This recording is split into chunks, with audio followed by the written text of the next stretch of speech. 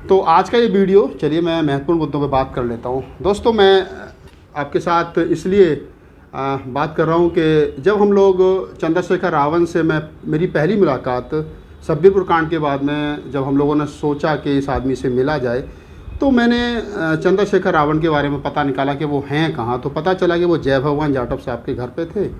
तो मैं और हमारे कुछ एक साथी, पत्रकार साथी और कुछ सामाजिक कार्यकर्ता, हम लोग जय भगवान जाटव जी के घर पे पहुँचे। तो चंद्रशेखर रावण को बुलाया गया मुलाकात के लिए। वो मेरे सामने बैठे थे। मैंने उनसे पूछा कि क्या आप मुझे जानते हैं। तो चंद्रशेखर रावण का पहला जवाब था कि भाई साहब, हम आपके वीडियो देखते हैं, आपकी कविताएं सुनते हैं और आप हमारे बड़े भाई हैं। इस तरीके से उन्होंने मुझे बताया। तो जो लोग 2 दिन से ये बात कह रहे हैं, कल से मैंने पोस्टों पे पढ़ा कि भीम आर्मी से पहचान बना ली और आज आप भीम आर्मी को छोड़ रहे हो, तो ये उन लोगों के लिए मैं बता रहा हूँ कि राहुल नागपाल चंद्रशेखर रावण या भीम आर्मी के संपर्क में आने से पहले मुल्क भर में लगभग 850 पौने 900 प्रोग्राम बाबा साहब के कर चुका था।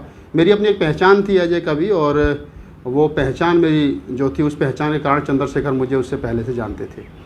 दूसरी चीज़, जब चंद्रशेखर जेल चले गए, हमने भीम आर्मी को मुल्क भर में पहुंचाया और उनके कार्यकर्ता नियुक्त किए, पदाधिकारी नियुक्त किए। मेरे साथ हमारे बहुत सारे महत्वपूर्ण साथी थे। मैं नाम किसी का इसलिए नहीं ले रहा कि हो सकता है किसी को आपत्ति हो जाए, लेकिन दिल्ली और दिल्ली एनसीआर और देश भर के वो महत्वपूर्ण तमाम साथी थे जो सामाजिक कार्यों में हमारे साथ, चाहे साहित्य के क्षेत्र में, चाहे राजनीतिक क्षेत्र में और चाहे अन्य किसी क्षेत्र में हमारे साथ थे। बाद में हम सबको एक प्लेटफॉर्म पर लेकर के आए। उसमें बहुत सारे राजनेता थे, बहुत सारे एक्टिविस्ट थे, बहुत सारे पत्रकार थे, बहुत सारे समाजसेवी थे, बहुत सारे साहित्यकार थे, कवि थे, लेखक थे। उन तमाम लोगों ने मिल कर के एक साथ होकर के काम किया और हमने बड़े बड़े प्रोग्राम दिल्ली में ऑर्गेनाइज किए चंद्रशेखर रावण और सब्बीरपुर कांड में जिन लोगों के घर जले थे उनको न्याय दिलाने के लिए। 3-4 बड़े प्रोग्राम किए, अखबारों की और स्ट्रीम मीडिया की सुर्खियां रही। चंद्रशेखर रावण से हम लगातार लगभग मैं 37 बार जो है दिल्ली से सहारनपुर और सहारनपुर से दिल्ली 37 चक्कर मेरे और हमारे साथियों के चंद्रशेखर रावण से जेल में मिलने के लिए और या अन्य किसी कारणों से वहाँ वकीलों से मिलने के लिए हमारे लगे। उसके बाद में चंद्रशेखर रावण जब जेल में थे तो तब भी उनसे बात होती थी, तो बस यही की मुद्दे को लेकर के बातचीत होती थी कि हम लोग भीम आर्मी जो है वो एक सामाजिक संगठन है और हम सामाजिक संगठन होने के कारण हम लोग सामाजिक मुद्दों की बात करेंगे। हम लोग जिस प्रकार आरएसएस मुल्क भर में काम करती है और वो अपने नेता, चाहे उसका नेता हिंदूवादी मानसिकता का नेता, चाहे देश का राष्ट्रपति भी बन जाए, लेकिन वो आरएसएस के मुख्यालय पर जाकर के हाजिरी ज़रूर लगाता है। तो यही एक हमारी सोच थी और तमाम साथियों की कि हम बिल्कुल आरएसएस की तर्ज पर भीम आर्मी मुल्क भर में काम करेगी। हम लोग रोड पर अपने समाज पर जो भी कोई एट्रोसिटी होगी उसको लेकर के प्रोटेस्ट करेंगे और जो नेता हमारे हैं, जो 131 सांसद और 1065 विधायक जीत करके जाते हैं, अगर वो हमारे समाज की बात नहीं उठाएंगे तो हम उनको आवाज़ उठाने के लिए मजबूर करेंगे। तो एक अच्छा विकल्प था। चंद्रशेखर के साथ में हमारी इस तरीके की बातचीत हुई। बहुत सारे साथी हमारे जुड़े और सभी लोगों ने तन मन धन से खूब सहयोग किया, आप सब लोगों को विदित है।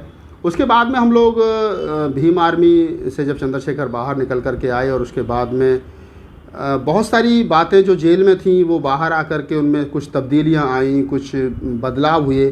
खैर बहुत दिनों तक हम लोग सब साथ चलते रहे और उसके बाद में मान्यवर साहब कांशीराम जी की जयंती पर पिछले साल 15 मार्च को 2019 में एक बड़ा प्रोग्राम आयोजित किया गया, बहुजन हुंकार रैली, जिसका संचालन मैंने और भाई सुरजीत सम्राट जी ने किया था। उसमें चंद्रशेखर रावण चीफ गेस्ट थे। दिल्ली में देश के कोने भर से लोग वहाँ आए। सबके रुकने की, खाने की व्यवस्था दिल्ली की टीम ने की और दिल्ली की टीम में उसमें सुरजीत सम्राट थे और हमारे बहुत सारे साथी थे, मीडिया बंधु थे। सभी लोगों ने बहुत भरपूर सहयोग हमको किया। वो आप सब लोगों के कर कमलों से सहयोग से वो हमारी रैली सफल हुई और तमाम स्ट्रीम मीडिया के और प्रिंट मीडिया की सुर्खियों वो रैली बनी।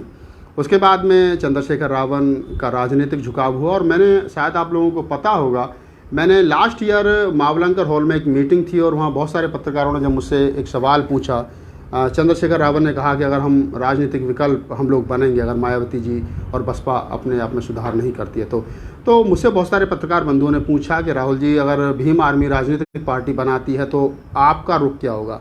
मैंने उस दिन जो स्टेटमेंट कही थी, उस दिन जो वाक्य मैंने कहे थे, वही स्टेटमेंट मैं आज रिपीट कर रहा हूँ। मैंने कहा था कि अगर भीम आर्मी राजनीति करेगी या राजनीतिक पार्टी बनाएगी तो राहुल नागपाल सबसे पहले विरोध करेगा। जी हाँ, अब 15 मार्च को, जैसा आपको मालूम है, मान्यवर साहब कांशीराम जी के जन्म दिवस पर नोएडा में पार्टी की घोषणा कर दी गई और 15 मार्च को बहुजन आज़ाद समाज पार्टी उसका नाम रखा गया और चंद्रशेखर आज़ाद साहब उसके प्रेसिडेंट जो है वो राष्ट्रीय प्रेसिडेंट जो हैं, नेशनल प्रेसिडेंट हैं। और वही पदाधिकारी जो भीम आर्मी में थे वही पदाधिकारी उधर है। मतलब उसके बाद हमने सोचा कि शायद हो सकता है कि भीम आर्मी आरएसएस की तर्ज पर काम करती रहे और राजनीतिक पार्टी जैसे बीजेपी काम करती है और इस प्रकार से काम करती रहे, लेकिन वैसा दिख नहीं रहा और पता नहीं क्यों नहीं रहा। मेरा जो भीम आर्मी को छोड़ने का सबसे बड़ा कारण है, मैं पहले ही बता चुका हूँ, मेरी शुभकामनाएं तमाम लोगों के साथ हैं, वो अपने मकसद में कामयाब हों।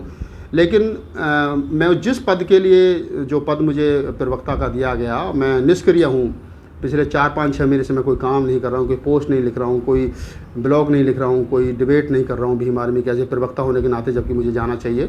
और ऐसा नहीं कि बुलाया नहीं गया, बहुत सारे पत्रकारों ने मुझे फ़ोन करके बुलाया, स्ट्रीम मीडिया ने बुलाया और हमारे बहुजन मीडिया ने सवाल पूछे, मैं लेकिन खामोश रहा। और खामोश इसीलिए रहा कि मैं देख रहा था कि चल क्या रहा है।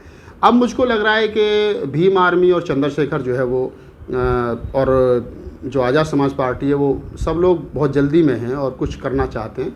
अच्छी बात है, करना चाहिए, लेकिन मेरी नाराज़गी सिर्फ इतनी है कि जिन लोगों ने बहुजन समाज पार्टी में रहते हुए 5 साल की बहुजन समाज पार्टी की सरकार में हमारे समाज का शोषण किया, समाज की बात को बहन जी तक नहीं पहुंचाया, बेटियों का बलात्कार होता रहा और उन लोगों ने FIR तक नहीं कराई, समाज के फ़ोन तक नहीं उठाए और उन्होंने बहुजन समाज पार्टी, मान्यवर साहब कांशीराम की बसपा को, हमारे महापुरुषों के मिशन को बर्बाद कर दिया। और अगर वही लोग, तमाम लोग आज आज़ाद समाज पार्टी में आ गए हैं तो मुझे नहीं लगता है कि कुछ यहाँ अच्छा होने वाला है। ऐसा मुझे लगता है, अच्छा हो ना हो ये भविष्य के गर्म में है, लेकिन मुझे लगता है कि ये वही लोगों का एक ताम झाम चंद्रशेखर आज़ाद के पास आसपास इकट्ठा हुआ है, जो लोग बसपा में थे और बसपा को जिन लोगों ने जीरो कर दिया। बसपा अगर इस हाशिए पर है तो उसमें उन तमाम लोगों का हाथ है जो बस आज आज़ाद समाज पार्टी में है और जो बसपा को छोड़ करके आए हैं। ये बात तो यहाँ हो जाती है। और इसके साथ साथ तो मेरे जो जिस पद पर मैं हूँ 6 महीने से निष्क्रिय था, कोई काम नहीं कर रहा था और आज़ाद समाज पार्टी और भीम आर्मी चूँकि दोनों एक ही हैं और एक ही पदाधिकारी हैं उनके, तो इसलिए मैं उसको छोड़ रहा हूँ। और क्योंकि मैं कवि हूँ, मैं राजनीति से मेरा दूर दूर तक कोई मतलब नहीं है। मैं राजनीतिक व्यक्ति को या राजनीतिक पार्टी को बाहर से समर्थन दे सकता हूँ। मैंने और हमारे तमाम साथियों ने दिल्ली में बीजेपी को रोकने के लिए आम आदमी पार्टी को समर्थन दिया। उत्तर प्रदेश में 2022 का चुनाव है, वहाँ बीजेपी को रोकने के लिए पहली प्राथमिकता बहुजन समाज पार्टी रहेगी और उसके बाद में अगर अखिलेश यादव और बसपा का गठबंधन होता तो ये हमारे लिए महत्वपूर्ण बात होगी और खुशी की बात होगी कि हम आसानी से बीजेपी को रोक पाएंगे। ये सारी चीज़ें भविष्य के गर्म में हैं।